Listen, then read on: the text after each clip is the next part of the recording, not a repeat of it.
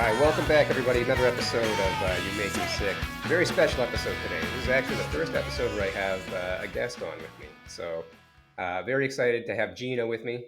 Gina is also a fellow Minifan. Gina reached out. It was a little while ago. It's taken a little bit of time just to kind of get everybody's schedule so it worked. So she could come on, but she wanted to come on today. She initially reached out and wanted me to do an episode on colon cancer, which is something that affects a lot of people. I think cancer affects pretty much all of us. We probably all know somebody, I've had somebody close to us with it, or a lot of you may have even had it. So definitely want to kind of get her story, just with her fight with colon cancer. How it started, what she's gone through, and where she's at right now. So, Gina, how are you today? I'm doing well. How are you? Excellent. Thank you. Thank you very much for coming on. It takes a lot for people to share their story, so it's not something that's easy for a lot of people. So I appreciate you coming on. It's not, these things are very personal.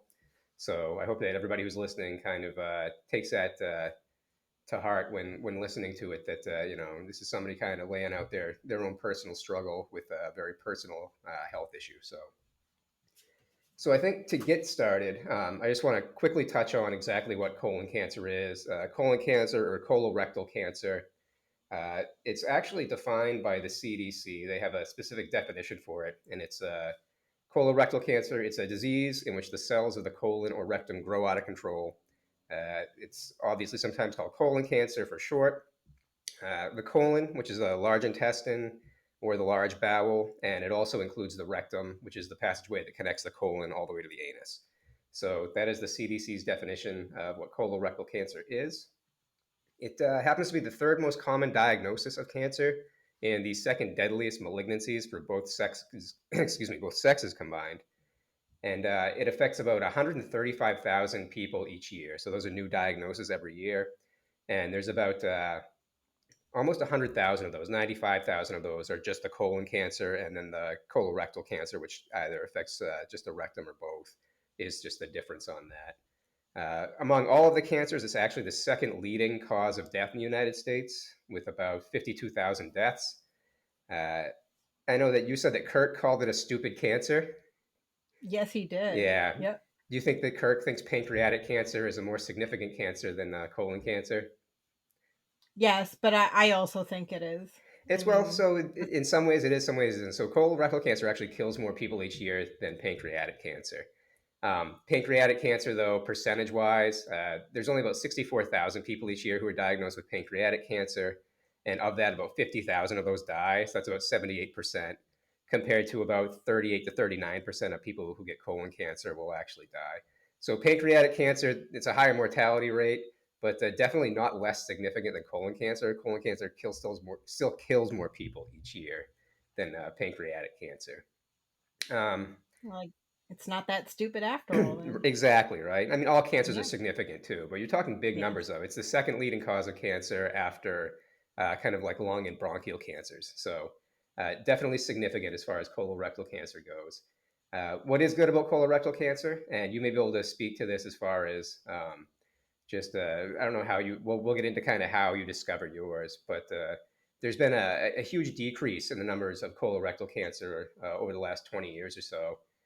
Even since 1975, from 1975 to 2014, there was a 51% decrease in the mortality from colorectal cancer in the United States. And a lot of that's attributed just to early detection and screening and people actually doing preventative measures for it. So, some positive news there. And then there's also colorectal cancer.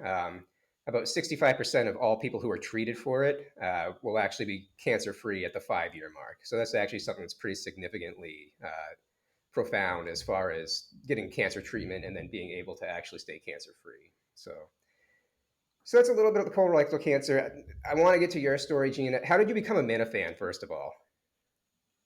Well, I've been listening to the old WEEI days with Kirk Callahan and Are you that a whole thing. So I go. I'm old, so it goes way back. are you a Massachusetts native? Did you grow up in New England? Are you Rhode Island. okay? Excellent. All right. Yeah, Yeah. Yep. definitely. Born and raised in Rhode Island, and still here. All right, cool. I So, don't know why, but I am.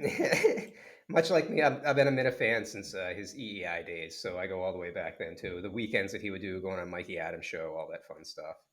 So Yep. excellent. Good times. So let's kind of get to your story about how you found out. So how did you actually find out that you had colon cancer? So, all right. So here's an unpopular opinion, but I actually found out after I had my forced vaccine. Really? Yes. So during that year, what was that? That was 2000. When was 20 all that COVID stuff? So 2020, right? Or 2020, yeah. So the 2021? first vaccines came out in late 2020. As a healthcare worker, um, I was one of the first people to get one in the state because I was the unit that I worked in was a COVID ICU. So, um, Okay. but I think like late 2020 they were for frontline workers, and then I think in 2021, like that spring, it was available to everybody. Right. Okay. So yeah, I was kind of I'm not in healthcare. I'm in the aviation industry, but I was on a list to be fired if I didn't get my vaccine. I did not want the vaccine. So I was forced to get it. And about 2 weeks after my second dose of the Moderna, I started to get bad stomach aches and I just generally felt terrible. And then I noticed bloody stool and I said, okay, something is wrong here. So I talked to my primary and she immediately sent me for a colonoscopy. And then, 2 months later, I was diagnosed with colon cancer. So I'm old, but I'm young. So for colon cancer, I'm considered on the younger side. I was diagnosed at age 46. Mm-hmm. I just turned 48, so I'm Mm-hmm. still fairly young. Mm-hmm. And yes, I wear braces, and you can probably hear me lisping, but that's just, it is what it is. I can't Um, notice it all, so yeah, I okay. wouldn't worry about that. It's interesting what you do bring up. That is actually a good point. Is you are young, like you're under that 50-year-old mark. That's actually the Hmm. one group of people where they've seen an increase in colon cancer over the last 20 years. Is the age group Right. of 25 to 50. So, Yes, yep. And I did go. So I went through our system here in Rhode Island, which is Lifespan. They're excellent. They've been great. And I also went to the Dana Farber Institute to get second opinion and everything. And hmm everyone's on the same page. But no one can really pinpoint what could have caused it. Does the vaccine cause it? No, but they never ruled it out Yeah, I mean, at the completely. same time with the Um, vaccines, there are anecdotal cases of people who have had autoimmune disorders that have actually mhm. occurred after they get the vaccine. Um, anytime we introduce something into our body that's foreign, and antibodies start to ramp up, there is a chance the body is going to have an autoimmune reaction. It could also, it could have just made you may have already had the cancer before, but just getting the vaccine, and because your body's immune system was a little kind of compromised at the moment, may have just kind of exacerbated that cancerous process from happening. So, which it may be a blessing in disguise that because of that, maybe you caught it earlier than you would have. It's hard to say. well, that's what my primary doctor said because I'm generally healthy. There's no history in my family. I mean, zero history in my family. Nobody has any cancer of any kind. So she told me she would have never sent me for a colonoscopy until I turned 50. Mm-hmm. By then, it would have been too late. Right. So just going back to that, I had the surgery. It was the sigmoid colon. This Okay. is where I lose it. I don't. Mm-hmm. Yeah, I'm not a doctor, but I had the colon resection surgery, Yep. which actually fell on the same day as the Magnolia show Oh for the no. Kirk Minahan. Yeah, I was going to go to that, but Yeah. instead I was getting surgery. But so they removed that. Everything was fine. They tested 17 lymph nodes, Mm. and one out of those 17 came back positive. Oh wow. All right. So So. that put it at a Yep. 3A, stage 3A, and then of course I had to do chemo, and Mm-hmm. I wasn't gonna do it, but my surgeon was like, "Just do it, please," Yeah, and I was especially if it's even if it's just one lymph node, you want to make sure you're covering all your bases there. It's interesting you right. brought up that you have no family history too, because it's Yep. statistically colon cancer. About 70% of cases are what they call sporadic, and that's with no family history, no inherited genes, anything like that. So that's not uncommon at all. Yeah. Right. Yeah, and of course, it's probably the typical American diet that we eat. I mean, I don't eat excessively terrible things, but There's it yeah, could be anything, and Yeah, there have I definitely don't been know. studies that have shown that increased eating, like red meat, is one thing that they've shown. Are you a smoker at all, or have you been? No, I'm Yeah, not. so that's good No, because no. smoking also has been shown. And then yeah, it's funny because you'll find studies that contradict other studies that say yes, it's a cause, no, it's not a cause. But Yeah, and I've been racking my brain about it because I just want to know how it started, why it started. That's just me though, but that's my aviation brain kicking in. definitely, Um, yeah. I mean, I thought, yep, go ahead. so so there's a few different ways. I was kind of looking at that too, just about how people how it's developed in people. Sometimes there's something called chromosomal instability, which is where you have just misregulation of the cells, and that's what causes the cancer to grow. That's usually something that's kind of inherited, though. As far as like predisposition to it, like I said, familial history. If you have it, there's more of a chance you might get it. But otherwise, sometimes it's just a just kind of you can have the DNA in cells breaks down. If it misrepairs at times, that's what kind of causes these mutations to happen, and that can just kind of happen spontaneously at times too. So that could also be another reason for it. You'd have to probably talk to like an oncologist, like a geneticist or oncologist, to really try and figure it out. But Yeah, and I don't know if I want to at this point. I mean, yeah, I have a good sense of humor, so I just go around telling everyone my asshole's trying to kill me, yeah, and yeah, I just leave it like that because that's I don't know what perfect. else to say about it, you Well, know? when you get down to brass taxes, that's really all it is. So, so you found out about Yeah. it. You went to you're a physician. You went to Dana Farber. They got treatment from when Mhm. you started treatment until your last treatment. How long was that? So the treatment itself was 4 months. So it was 5 rounds of chemo. So those ended in August of last year. Okay. When I went to the Wilbur show, I was going through my chemo during that show. I had the medicine, I had everything with me. I just hid it very well. But what's funny about that? The chemo ended. I went through it, lost a lot of weight. Hmm. You lose a lot, but you Yeah. also lose muscle Yeah. with that weight. So Sure. it's not great. No. Um, but I didn't get any of the typical side effects. My hair didn't fall out. Great. I didn't have, skin peeling neuropathy. And I said, wow, okay, this was easy. Yeah. But Uh-oh, what now? I had a delayed reaction apparently to the side effects because from September through December, I went through pure hell. Really? I had clumps of hair falling out. Both my hands and my feet went completely numb. Ugh. I was sick. I had just a delayed reaction, I guess, to the chemo. So Has that that resolved? that was interesting. Yeah, that It's was like yes. you got all your hair back now, so that looks great. Yeah. Yeah, Yeah, thank you. good. Yeah, thankfully that stuff resolves. Yeah, it's amazing what they've done over the last 20 to 30 years, just kind of with chemo medications and how far they've come. Because it used to be absolutely agonizing for people on chemo. You're literally taking a medicine that's destroying your body. So it's yeah, Yeah. and sometimes managing the side effects is thankfully the medicines are a little bit better. And then, did you have to take like any antiemetics, anything, so you wouldn't get nauseous, or did they prescribe anything like I that? didn't take They did, and I didn't take anything. Excellent. I don't like medicine. Yeah. So I took as little as possible. It was nothing I couldn't handle on my own. I'm pretty tough. Cool. So I didn't eat much, No, obviously. yeah, And loss of then I appetite just sucks. drank.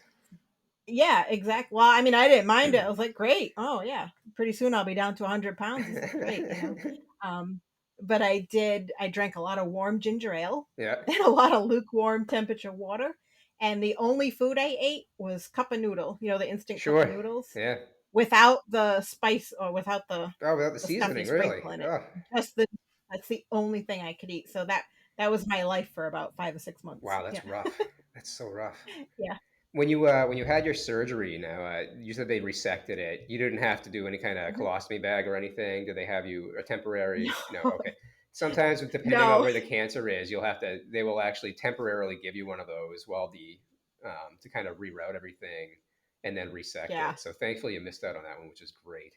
I did, and I actually didn't mind being in the hospital. I told everyone, I said, "Don't anyone dare come visit me." I said, "This is my vacation. I want nothing but peace and quiet." And I had it, right? I was good. But the lady next to me had one of those bags. Yeah. Oh, So I'm trying to relax, and then I keep hearing like this gurgling sound, and yeah. I'm like, oh my God. I'm like, if I had to have one of those bags, I would die laughing. I wouldn't even be able to control myself. So It's rough. thank God I didn't have to have one of Well, those. that's good. I'm glad Yeah, you didn't. I got up and started walking that night from the surgery because Yep. they said the second you can get, so I said, I'm not messing around. So I got up and walked around, Yep. but obviously slowly, but it took about, yeah, it took about 3 days for your bowels to kind of get back to normal. Hmm. So they allowed, yeah, they allowed you, did they kind of have you with no food, no water, just for like the first 24 to 48 hours and then start you on clear liquids Yes. and okay, cool. Yep. Clear Excellent. liquids. And then my first meal was cream of wheat. Ugh. All right. All I, right. I don't know, it was the best cream of wheat I ever I was had gonna in say, my yeah, life. when you don't So eat for a day or two, it doesn't matter what they give you. Most people are yeah. pretty happy to have anything. So, uh, Yeah. and how long was your hospital stay altogether? Was it pretty short? It was 3 days. That's Yep. excellent. 3 days. That's awesome. Yep. All right. And so that was, and you said this is back in like last This was April of 20. 20 What year are we in? 20 2020. It's 2020, 21. Yeah. 2022, 2021, 2020, 22 or 21? 20, 21, right? 21. Okay. Excellent. And so I guess few questions about when you first found out you had cancer. Like, what was your first reaction? Were you surprised? Were you upset? Was there? I was confused. Okay. I'm like, I did that. What you talking about, Willis? Kind of face. I was like, what? I'm like, what are you talking about? Colon cancer. I didn't really think much of it. I'm like, these people don't know what they're talking about. Did you? But then, so at first I guess it's a little bit of denial and a little bit of, what do you mean I have cancer? I I But then when I completely met get with it. the surgeon, yeah, when I met with the surgeon, it got real. Yeah. It was the first time I ever had a finger in my butt. I didn't like it. No, I don't think any. Well, Yeah. some people do. So most people Yeah, don't, not but not yeah. yeah, not my thing. But then he showed it to me on the screen. He stuck the boroscope in my butt and he said, "Look." And I looked over and I was like, "Oh." I was like, "Okay, you don't even have to be a doctor to know that that's bad, Yeah. what you're looking at on the screen." So it kind of got real for me at that point. And then I got scared, Yeah. Did you at any So point? Did you have children? I have a daughter. Yep, Okay. she's 11. All right. At any point did you think like, oh my God, what happens if I die? Like, did any of that cross your mind, or did you kind of keep a level headed? Yes. Yeah. No, I'm very level-headed and I'm also very stubborn. But the first thing I did is I went in and I made sure she was 100% beneficiary if I should die. Good. Yeah. Because during this whole thing I was also getting divorced. Ugh. So I had to make sure that everything went to her, and Good. that was on my Yeah. mind. I'm like, yeah, nobody's getting one penny of my money if I die except her. Thanks for Yeah. being honest too. These are tough. These are, not necessarily tough questions, but they're very personal Oh, questions. So I I appreciate don't it. mind. I'll talk about I'm anything. glad I don't that, care. yeah, thank you for sharing. It makes me feel at least like I'm doing my part on this end to try and see how your whole kind of process went during all this. Um, Yeah, it makes me wonder. So it's like, I wonder how many of us are actually walking around with cancers that we don't even know about. there's probably a large number of people who are, and you'd be surprised that we'll have patients come in. They'll come into our ED, and they'll get sent up to us, and usually they're typically older, greater than 75 years old. But they'll come up Yeah. and they'll find out that they have stage 4 cancer that has just never been diagnosed. And it's either, they get placed on hospice or they're already to the point where they're too ill that you kind of make them kind of transition to like a comfort care. So surprising how many times that happens. Even with younger people, we don't see it very often with younger people. But Yeah. yeah, it's one of those things why screenings are really important for all kinds of cancers. And I'll kind of get Right. to that point too. Like towards the end, I just want to kind of touch on just like preventative stuff real quick. So Okay. I know that you told me you just recently went in and had another CAT scan and everything looked good. Yeah. Yeah. I had my 6-month CAT scan. I'm going to be under surveillance for the next 5 years, right? Yeah, So yeah, and yeah. yeah, the only thing they're watching is they calling it a liver lesion. Okay, They had written it up originally as metastatic disease, okay. and my doctor's like, no, that's not That's possible. yeah. So It they're doesn't just kind seem of right. watching it. Okay. Yeah, it disappeared on this last CAT scan. I was gonna So say yeah. I mean, That could have even been like artifact from a prior. Like sometimes those reads, which is great, which is why they do every 6 months they go in and check and do kind of serial CAT scans to make sure that nothing has changed. So, especially if mhm. everything else is on the up and up, it seems odd that it would just, magically you'd have a lesion on your liver. So, Exactly. Yeah, but it disappeared this time, so they're going to check it again in 6 months, see if it's still there, if it yeah, comes back. But overall, I'm doing very well. The first 2 years, right, the greatest chance of recurrence is yeah, what my oncologist said. and I'm halfway there, and everything's looking good so far. Awesome. Do you have like this kind of kind of just this looming feeling of anxiety that maybe it's going to come back, or what if it comes back, or is it something always in the back of your mind that because you've had it and now you don't have it, that what if it reappears? It is. It's always in the back of my mind, but at the same time, I I get in trouble when I say this. I don't care. No, I don't mean it like that, but it's just like, I if actually think it's a really good not hurt, way to don't. live, you know? I know it's really cliche, the whole Yeah. like one day at a time type of thing, but you Uh, can't focus yeah. on, something that isn't there because maybe it might happen. So I think that's actually a really Yeah. positive way to kind of go through life. So I really Yeah. respect that and appreciate that. Okay. Yeah. Yeah, thanks. Yeah, some people don't like that, and I don't wake up every day and say, "Oh, what a beautiful day. Oh, I'm alive." No, I'm not that type of All person. I right. get up and I'm like, "Oh, if there's airplanes flying, I'm working. What do I need to do today?" So I just focus on work and my daughter, and I just keep going, just keep plugging along. Awesome. Well, that's great. Yeah, so that's cool. I'm glad you came on. I want to get kind of just your side of what it was like to, have, somebody who is relatively young getting cancer, the diagnosis, how you felt. It's funny because I could probably talk to 10 different people and maybe have 10 different kind of stories and reactions. Yeah. Right. But Yeah. And I yeah, didn't cry. I'm not a crier, so I never shed one tear about it either. excellent. Yeah. I know. Yeah, I know a lot of people who are close to me that would not be like that. Right. Yeah. I know everyone's different. Yeah. So that's the serious stuff. Let's talk a little Kirk Minahan show before we say goodbye here.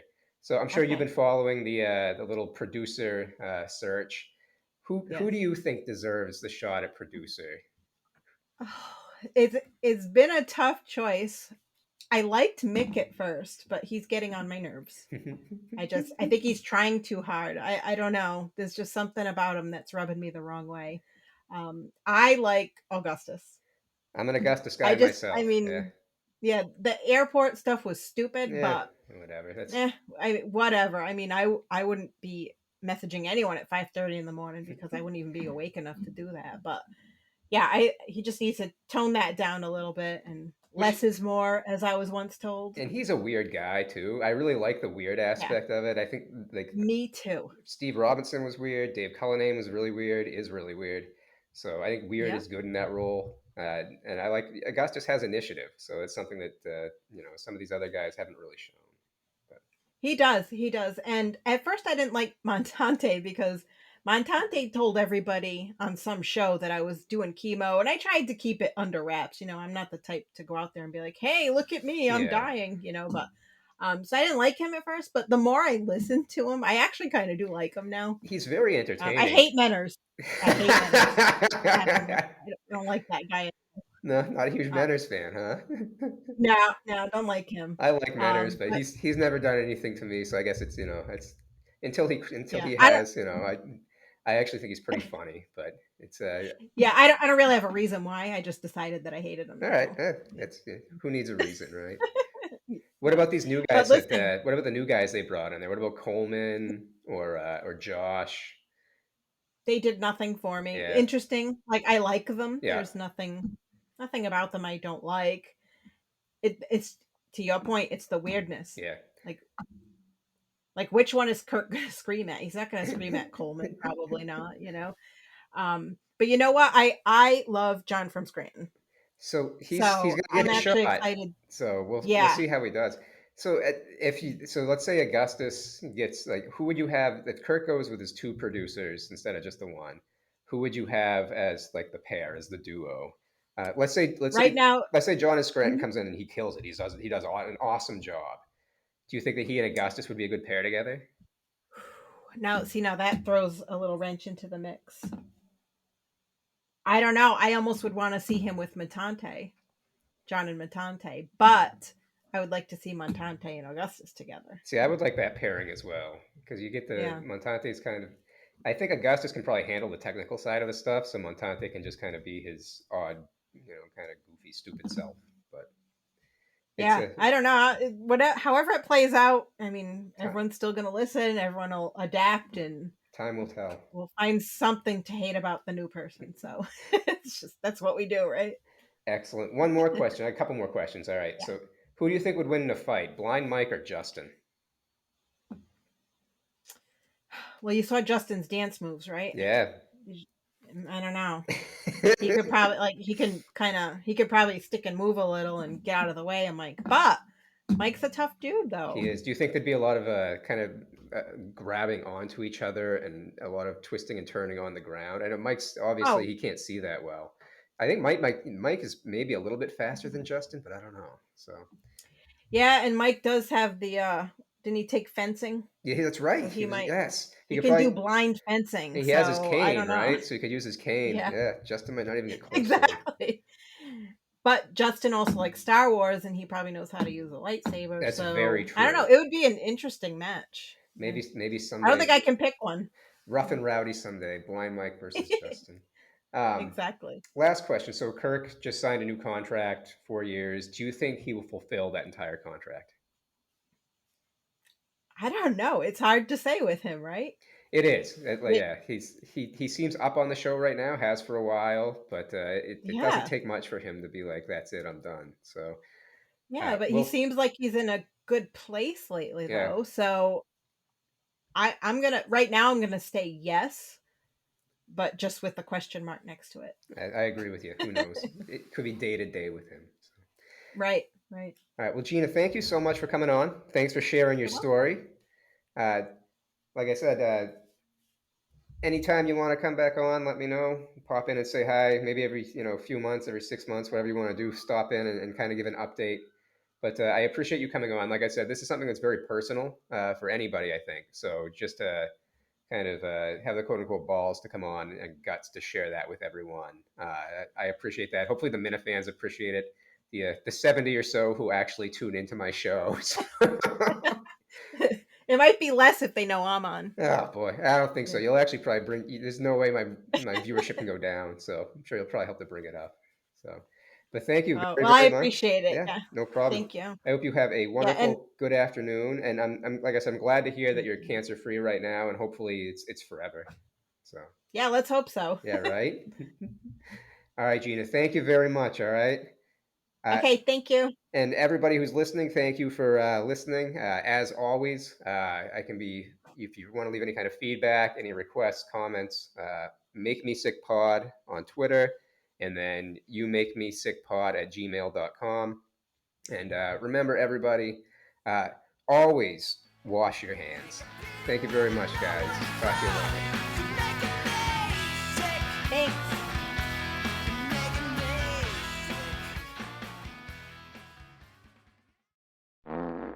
I poop too much, and then I get tired.